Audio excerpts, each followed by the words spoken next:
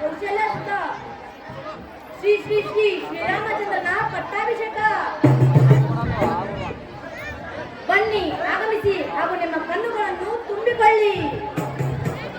ಕೇಳಪ್ಪ ಕೇಳ್ರಿ. ಅಯ್ಯ, ಅದೇನು ಜೋರಾಗಿ ಹೇಳಿದೆಯಲ್ಲ, ಏನಯ್ಯ ಅದು? ಹೇಳು ಹಾಗೂ ನಿನ್ನ ರಾಣಿಯಾದ ಕೈಕೇಯಿಗೂ ಹೇಳು. ನಾಳೆ ಶ್ರೀ ಶ್ರೀ ಶ್ರೀ ಶ್ರೀರಾಮಚಂದ್ರನ ಪಟ್ಟಾಭಿಷೇಕ. ಇಂಥ ಸುವರ್ಣ ಸಂದರ್ಭ ನಿನಗೆ ಎಲ್ಲೂ ಸಿಗುವುದಿಲ್ಲ. ನೀನು ಆಗಮಿಸು ಹಾಗೂ ನಿನ್ನ ರಾಣಿಯಾದ ಕೈಕೇಯಿಗೂ ಹೇಳು.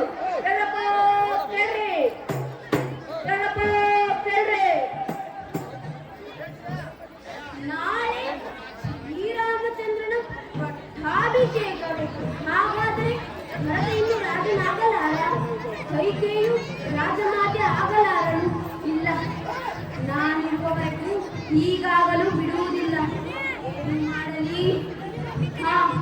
ಈ ವಿಷಯವನ್ನು ಮೊದಲು ಮಹಾರಾಣಿ ಕೈಕೇಯಿಗೆ ತಿಳಿಸುತ್ತೇನೆ.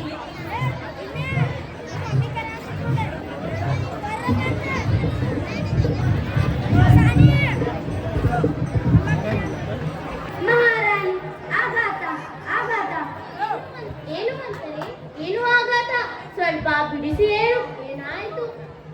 ಕೇಳಪ್ಪ ಕೇಳ್ರಿ. ಕೇಳಿದಿರಾ ದಂಗೂರದವರ ಮಾತನ್ನು? ನಾಳೆ ಶ್ರೀರಾಮಚಂದ್ರನ ಪಟ್ಟಾಭಿಷೇಕವಂತೆ.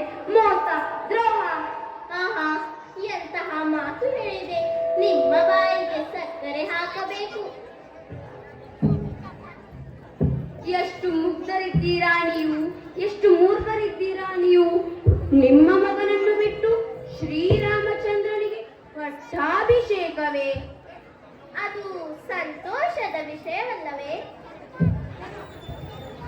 ರಾಮರಾಜನಾದರೆ ಕೌಶಲ್ಯ ರಾಜಮಾತೆ ಆಗುತ್ತಾರೆ.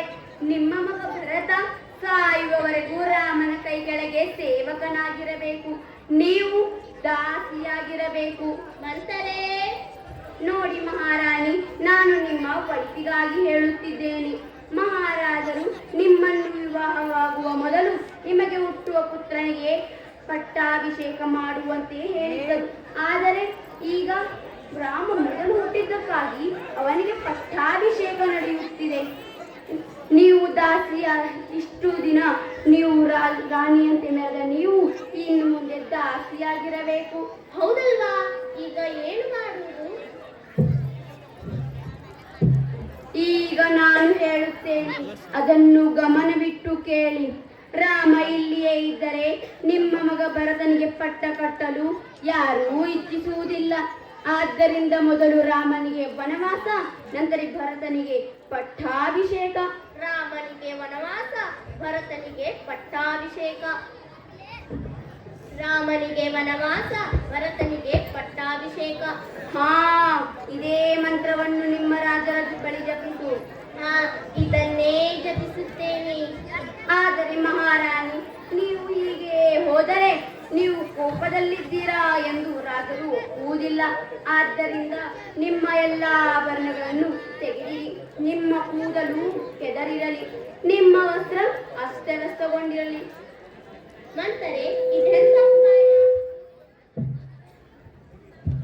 ಇದೇ ಸರಿಯಾದ ಉಪಾಯ ಮಹಾರಾಣಿ. ವನಪು ವೈಯಾರಗಳಿಂದ ಈಡೇರದ ನಿಮ್ಮ ಬಯಕೆ ಕೋಪ, ದೋಷ, ರೋಷಗಳಿಂದ ಈಡೇರಬಹುದು.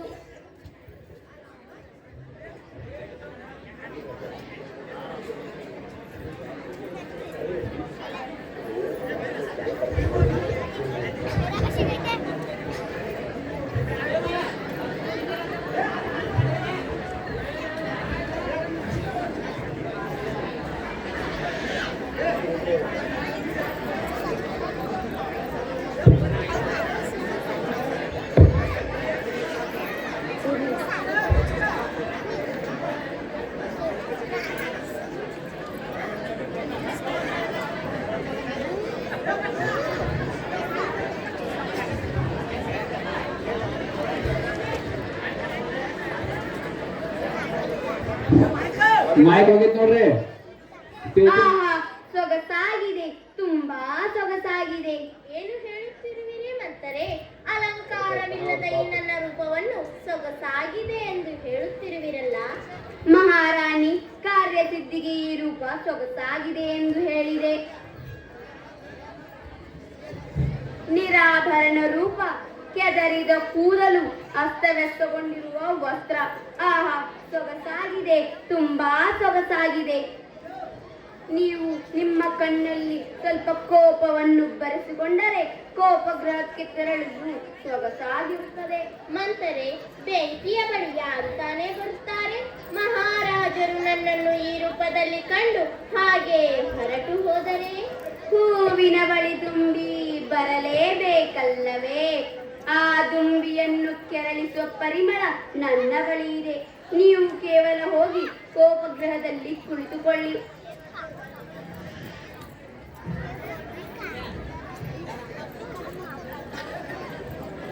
ದಶರಥ ಮಹಾರಾಜರು ಆಗಮಿಸುತ್ತಿದ್ದಾರೆ.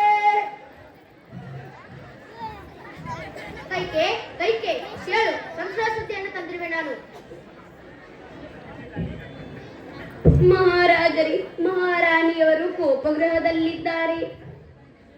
ಕೈಕೆ, ಏಕೆ ನಾಳೆ ಶ್ರೀರಾಮನ ಪಟ್ಟಾಭಿಷೇಕ ನಡೆಯುವ ಈ ಅಮೃತಗಳಿಗೆ ಅಲ್ಲಿ ಕೋಪವೇಕೆ? ಭರತನು ಮಾವನ ಮನೆಗೆ ತೆರಳಿರುವಾಗ ಅಷ್ಟು ಆತುರದಲ್ಲಿ ರಾಮನಿಗೆ ಪಟ್ಟ ಕಟ್ಟುವ ಆತುರವೇಕೆ? ಇಷ್ಟು ಚಿಕ್ಕ ವಿಷಯಕ್ಕೆ ಕೋಪವೇ? ನಾಳೆ ಸಾವಿರಾರು ವರ್ಷಕ್ಕೆ ಒಮ್ಮೆ ಬರುವ ಮುಹೂರ್ತ, ಅದನ್ನು ತಪ್ಪಿಸಬಾರದೆಂಬುದು ಎಲ್ಲರ ಇಚ್ಛೆ. ನನಗೆ ರಾಮನಿಗೆ ಪಟ್ಟಾಭಿಷೇಕ ಮಾಡುವುದು ಇಷ್ಟವಿಲ್ಲ. ಅಂದರೆ ನಿನ್ನ ಮಾತಿನ ಅರ್ಥ? ನಾನು ಸುದ್ದಿ ಬಳಸಿ ಮಾತಾಡಲಾರೆ. ಭರತನಿಗೆ ಪಟ್ಟಾಭಿಷೇಕ, ರಾಮನಿಗೆ ವನವಾಸ, ಇದೇ ನನ್ನ ಆಸೆ. ಕೈಕೆ, ನೀನು ಸುಂದರಿ ಎಂದುಕೊಂಡಿದ್ದೆ, ಆದರೆ ನಿನ್ನ ಮನದಲ್ಲಿ ಇಷ್ಟೊಂದು ವಿಷಯವೇ? ಸಾಧ್ಯವಿಲ್ಲ, ಎಂದಿಗೂ ಸಾಧ್ಯವಿಲ್ಲ. ದೇವಾಸುರ ಯುದ್ಧದ ಸಮಯದಲ್ಲಿ ನನಗೆ ಕೊಟ್ಟ 2 ವಚನಗಳು ನೆನಪಿದೆ ತಾನೆ? ಕೈಕೆ, ನೀನು ಇಷ್ಟೊಂದು ಸಮಯ ಸಾಧಿಕೆ ಅಂದರೆ ಗೊತ್ತಿರಲಿಲ್ಲ. ಸಾಧ್ಯವಿಲ್ಲ, ಎಂದಿಗೂ ಸಾಧ್ಯವಿಲ್ಲ. ನಿನ್ನ 2 ವಚನಗಳನ್ನು ಈಡೇರಿಸಲು ನನಗೆ ಸಾಧ್ಯವಿಲ್ಲ.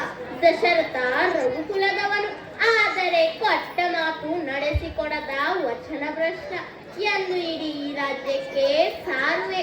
ವಚನ ಭ್ರಷ್ಟ, ರಾಮ ರಾಮ.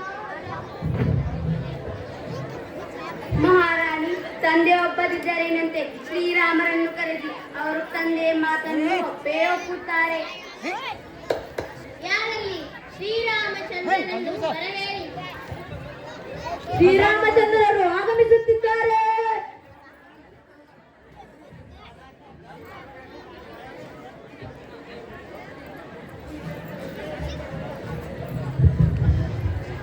ಚಿಕ್ಕಮ್ಮ, ನನ್ನನ್ನು ಬರ ಹೇಳಿದಿರಂತೆ? ತಂದೆವರೆಗೆ ದುಃಖಿತರಾಗಿದ್ದಾರೆ. ಯಾಕೆ ನಿಮ್ಮ ಕೇಶವೆಲ್ಲ ಚಲ್ಲಾಡಿದೆ? ಹೇಳಿ ತಾಯಿ, ಏನಾಯಿತು? ಮಗನೇ ರಾಮ, ನಿನಗೆ ಒಂದು ವಿಷಯ ಹೇಳಬೇಕಿತ್ತು. ಅದನ್ನು ಹೇಳಲಾರದೆ ಹೀಗೆ ವ್ಯಥೆ ಪಡುತ್ತಿದ್ದಾರೆ. ತಾಯಿ, ಅದೇನೆಂದು ಹೇಳು. ಆದರೆ ನೀನು ಅವರ ಮಾತನ್ನು ನಡೆಸಿಕೊಡುತ್ತೀಯೋ ಇಲ್ಲವೋ ಎಂಬ ಅಳಕು ಅವರಲ್ಲಿ ಕಾಡುತ್ತಿದೆ. ತಾಯಿ, ಹೇಳು. ಬಿಸಿದ ಸಿಂಹಾಳ ಜೊತೆ ಕಾದಾಡಬೇಕೆ? ಸೊಕ್ಕಿದ ಆನೆಯೊಂದಿಗೆ ಸರಿಸಾಡಬೇಕೆ? ವಿಷದ ಸರ್ಪಗಳೊಂದಿಗೆ ಬಡಿದಾಡಬೇಕೆ? ಹೇಳು ತಾಯಿ, ಅದೇನೆಂದು. ತಂದೆಯ ಮಾತನ್ನು ಪರಿಪಾಲಿಸದ ರಾಮ ಎಂಬ ಅಪಕೀರ್ತಿ ನನಗೆ ಬೇಡ. ಆದರೆ ರಾಮ, ಸಂದೇಹ ಬೇಡ ತಾಯಿ. ತಂದೆ ಕಾಲು ಬೆರಳಿನಲ್ಲಿ ತೋರಿಸಿದ್ದನ್ನು ತಲೆ ಮೇಲಿಟ್ಟು ಪರಿಪಾಲಿಸುತ್ತೇನೆ. ನಾಳೆ ಭರತನಿಗೆ ಪಟ್ಟಾಭಿಷೇಕವಾಗಬೇಕು. ನೀನು ನಾರು ಮುಡಿಯಿಟ್ಟು 14 ವರ್ಷ ವನವಾಸಕ್ಕೆ ತೆರಳಬೇಕು. ಇದೇ ನಿಮ್ಮ ತಂದೆಯವರ ಆಜ್ಞೆ ಮಗನೇ. ಅಮ್ಮ, ಇಷ್ಟೇ ತಾನೇ? ಖಂಡಿತ ತಂದೆಯ ಆಜ್ಞೆಯನ್ನು ಪರಿಪಾಲಿಸುತ್ತೇನೆ. ನನಗೆ ಅಪ್ಪಣೆ ಕೊಡಬೇಕು. ನಾನು ಈಗ ಹೊರಡುತ್ತೇನೆ. ಸೀತೆಗೆ ತಿಳಿಸಬೇಕು. ರಾಮ, ಹೋಗಬೇಡ. ರಾಮ, ರಾಮ, ಹೋಗಬೇಡ.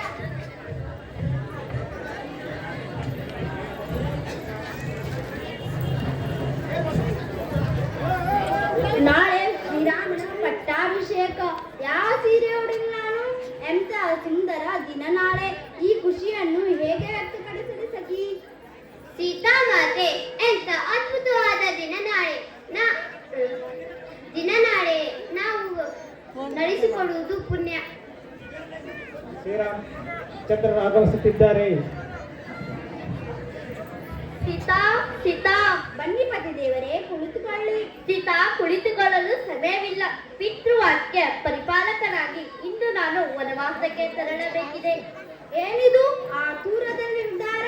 ಪಟ್ಟಾಭಿಷೇಕ ನಡೆಯುವುದಿಲ್ಲವೇ? ನಡೆಯುತ್ತೆ ಸೀತಾ. ನಾನು ವನವಾಸಕ್ಕೆ ತೆರಳಿದ ನಂತರ ಭರತನಿಗೆ ಪಟ್ಟಾಭಿಷೇಕ ನಡೆಯುತ್ತದೆ. ಶ್ರೀರಾಮಚಂದ್ರ, ಹಾಗಾದರೆ ವನವಾಸಕ್ಕೆ ನಾನು ಬರುತ್ತೇನೆ. ಹುಡುಗಾಟ ಆಡಬೇಡ. ವನವಾಸ ಎಂದರೆ ವಿಷದಂತುಗಳಿಂದ, ರಾಕ್ಷಸರುಗಳಿಂದ ಕೂಡಿದ ಕಾಡು. ನಿನ್ನಿಂದ ಕೋಮಲೆ ರಾಜ ಸುಪ್ಪತ್ತಿಗೆಯಲ್ಲಿ ಬೆಳೆದವಳು. ಅಲ್ಲಿ ಬದುಕಲು ಸಾಧ್ಯವಿಲ್ಲ. ಅಷ್ಟಕ್ಕೂ ವನವಾಸ ನನಗೆ ಮಾತ್ರ, ನಿನಗಲ್ಲ. ಶ್ರೀರಾಮಚಂದ್ರ, ಪತಿಯಂದು ಸ್ವೀಕಾರ ಆದ ಮೇಲೆ ಗಂಡನ ಕಷ್ಟ ಮತ್ತು ಸುಖ ಎರಡಲ್ಲೂ ಜೊತೆಯಾಗಿರಬೇಕಾಗುವುದು ಪತ್ನಿಯ ಸಹಜ ಧರ್ಮ. ನಿಮ್ಮನ್ನು ಬಿಟ್ಟು ನಾನು ಇಲ್ಲಿ ಅರೆ ಕ್ಷಣವೂ ಇರಲಾರೆ. ಆದರೆ ಸೀತಾ, ನೀನು ಅರಮನೆಯಲ್ಲಿ ಬೆಳೆದವಳು. ಹಾಗಾಗಿ ಅರಣ್ಯವಾಸ ಕಷ್ಟವಾದೀತು. ಶ್ರೀರಾಮಚಂದ್ರ, ನೀವು ನನ್ನ ಜೊತೆ ಇರುವಾಗ ನನಗೆ ಯಾವುದೇ ಕಷ್ಟವೂ ಬರುವುದಿಲ್ಲ ಎಂಬ ನಂಬಿಕೆ ನನಗಿದೆ.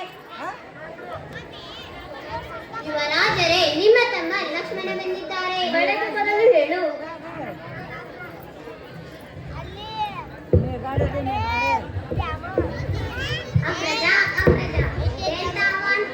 ಹಿರಿಯವನಾದ ಅಣ್ಣ ನೀನಿರುವಾಗ ಭರತನಿಗೆ ಪಟ್ಟ ಹೋಗಲಿ, ಭರತನೇ ರಾಜನಾಗಲಿ. ನೀನ್ಯಾಕೆ ವನವಾಸಕ್ಕೆ ತೆರಳಬೇಕು? ಇದರ ಹಿಂದೆ ಏನೋ ಮೋಸ ಇದೆ. ಲಕ್ಷ್ಮಣ, ಏಕೆ, ಹೇಗೆ, ಏನು ಎಂಬ ಪ್ರಶ್ನೆಯನ್ನು ಕೇಳುವುದು ಉತ್ತರವಲ್ಲ. ಪ್ರತಿ ಮಕ್ಕಳು ತಂದೆಯ ಮಾತನ್ನು ಪಾಲಿಸುವುದು ಅವರ ಕರ್ತವ್ಯ. ಅದನ್ನು ಮಾಡುತ್ತಿದ್ದೇನೆ. ರಾಮ, ಹಾಗಾದರೆ ನನ್ನದೊಂದು ಕೋರಿಕೆ. ಇಷ್ಟು ದಿನ ನಿನ್ನೊಡನೆ ಸದಾ ನಾನಿರುತ್ತಿದ್ದೆ. ಹಾಗೆ ಇನ್ನು ಮುಂದೆ ವನದಲ್ಲಿ ಕಾಲ ಕಳೆಯಲು ನನಗೆ ಅವಕಾಶ ಮಾಡಿಕೊಡಬೇಕು. ಲಕ್ಷ್ಮಣ, ನೀನಿಲ್ಲಿ ಭರತನಿಗೆ ಆಸರೆಯಾಗಿ ಇರಬೇಕಾಗುತ್ತದೆ. ಆತನಿಗೆ ಸಲಹೆ ಸಹಕಾರ ನೀಡಿ ನೀನ್ ಇಲ್ಲ ಇದ್ದರೆ ಚೆನ್ನ. ಭರತನಿಗೆ ಸಲಹೆ ನೀಡಲು ಹಿರಿಯರಿದ್ದಾರೆ, ತಂದೆ ತಾಯಿ ಎಲ್ಲ ಇದ್ದಾರೆ. ನಿನ್ನೊಡನೆ ನಾನು ಏನನ್ನು ಕೇಳಿಲ್ಲ. ಆದರೆ ವನವಾಸಕ್ಕೆ ನಾನು ಬರುತ್ತೇನೆ. ದೇವರ ಸಂಕಲ್ಪ ಹೀಗೆ ಇರಬೇಕು ಎಂದಾದರೆ ಯಾರಿಂದ ಏನನ್ನು ಮಾಡಲು ಸಾಧ್ಯವಿಲ್ಲ. ಬಾ ಸೀತಾ, ಬಾ ಲಕ್ಷ್ಮಣ, ಮೂವರು ವನವಾಸಕ್ಕೆ ತೆರಳೋಣ. ತಂದೆಯ ಆಜ್ಞೆಯನ್ನು ಪರಿಪಾಲಿಸೋಣ. ನೀನು ಮುಂದೆ ನಡಿ, ನಾನು ಹಿಂದೆ ಬರುವೆನು. ಹೀಗೆ ಶ್ರೀರಾಮ